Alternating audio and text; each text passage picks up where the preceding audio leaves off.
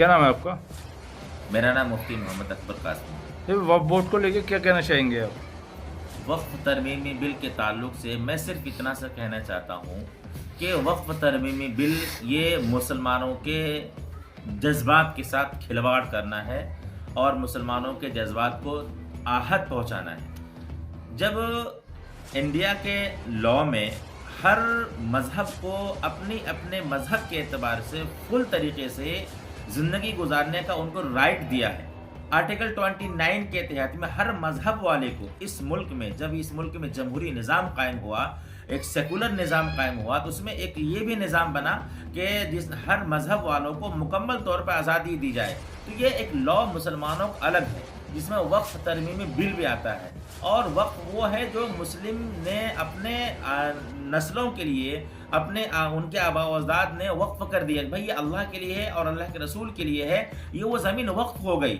और करोड़ों के हिसाब से मुसलमानों की ज़मीनें मतलब वक्फ है।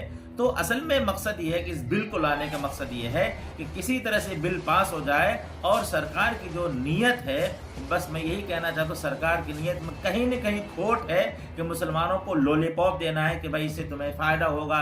जैसे इससे पहले तलाक का बिल पास किया गया, उससे क्या नुकसान हुआ? कुछ नहीं, आपने अपना बिल पास कर दिया। मुसलमान आज भी शरीयत के पाबंद है। मैं मुसलमानों से कहना चाहता हूँ कि वक्फ तरमीमी बिल किसी भी तरीके से इंशाअल्लाह हम पास होने नहीं देंगे, और अगर खुदा न खास्ता पास हो गया तो कानूनी तरीके से जो भी हमसे बन पड़ेगा हम कानून की लड़ाई लड़ेंगे और लड़ते रहेंगे। इसी के ताल्लुक से 17 मार्च यानी कल जंतर मंतर पर all India Muslim personal board की तरफ से लोगों को बुलाया गया है कि हम संविधानिक तरीके से हम अपनी आवाज़ को हुकूमत तक पहुंचा सकते हैं। हम अपनी आवाज़ को हुकूमत तक पहुंचाएं कि भाई इस तरह से हमारे साथ हो रहा है, ऐसा नहीं होना चाहिए था।